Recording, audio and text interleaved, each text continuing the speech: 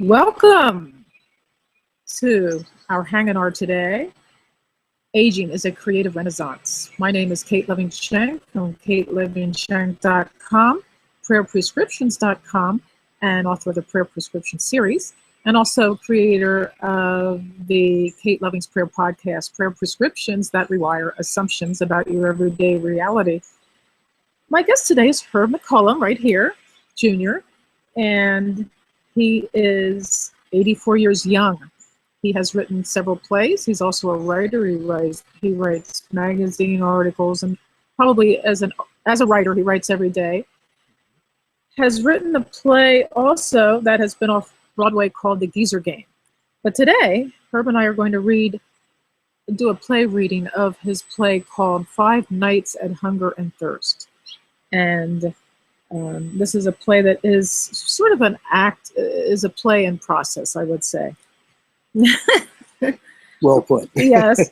First, I want to say a few words about the negative, all-pervasive attitudes of aging in the American belief system that we all are aware of, but often we don't, we're not conscious enough to do anything about it. But the fact is that the brain becomes more resilient with age. The memory is twice that of a younger person. And the brain, if nurtured with good diet, lots of fluids, exercise, positive thinking, meditation is probably a huge one. And lots of laughter, may I add, the brain will constantly regenerate. So currently, this is one statistic I really wanted to get out there today. There are actually 53 centenarians alive in America today. By the year 2050, there will be 600,000 people 100 years old or older.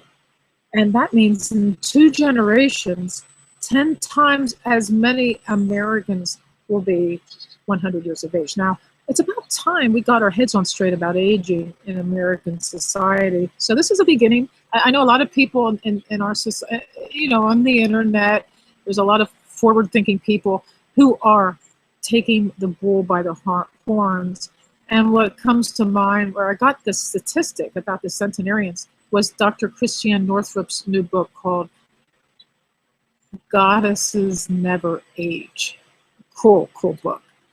So Herb and I will be reading Act 1 of his play, 5 Nights at Hunger and Thirst, and afterwards we will be discussing it.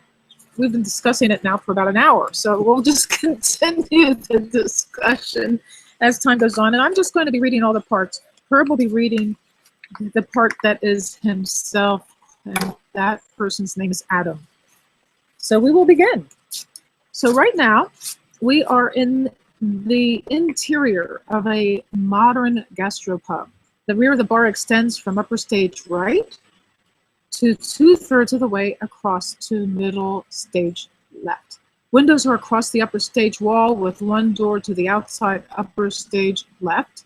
An archway is on upper stage left wall, which leads to the retail shop. Another archway is at the lower stage left, leading to the bottle shop and the restrooms. All but 2 adjacent bar stools are filled with dressed torso clothing, store models, or cut and mounted life-size photos of customers. The empty seats can move around as long as the 2 principal characters are next to each other in each scene. Lighting is dim with mini spot lights on speaking characters. The sounds of recorded barroom chatter begin with each scene, which we will not be having those audio effects today, and which rapidly fades as conversations begins. So as curtain rises, Adam, clearly of advanced age, enters from the retail shop archway, walks to the end of the bar, and turns to face the audience. Pin spotlight on Adam, early evening. I eat here every day, lunch or dinner, sometimes both.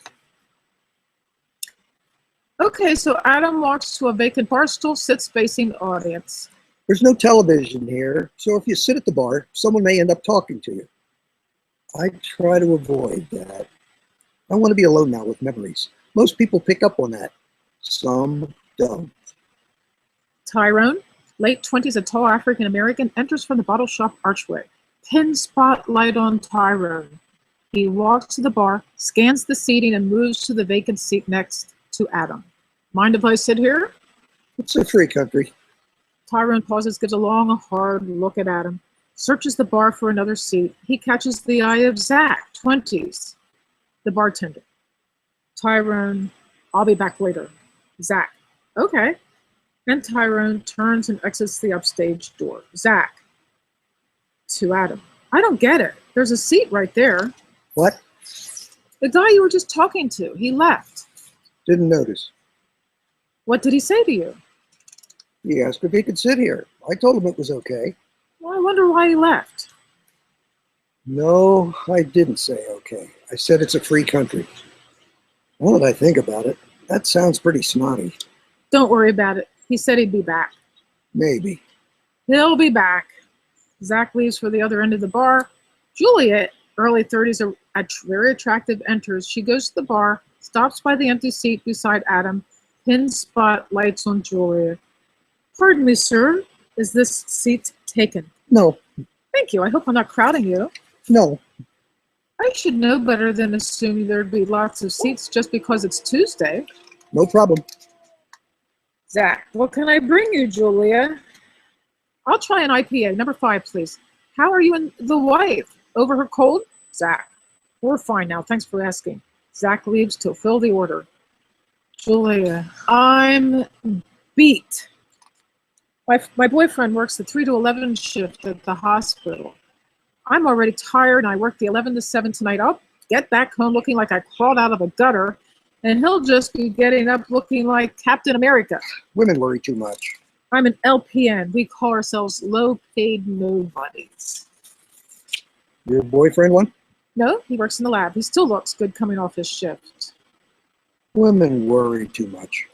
I know. I look different than all the other girls at school. That sort of thing sticks with you. No boys wanted to date me ever.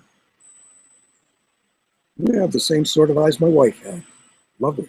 Well, some guys react to any woman no matter how they look. Yeah, even I get cat calls. Whenever a man gives me a compliment, I tend to discount it. Huh. Oh, there have been a few times when I felt okay about how I looked, but I always had issues coming from a poor family. I couldn't get sharp clothes like the other girls. I had acne as a teen.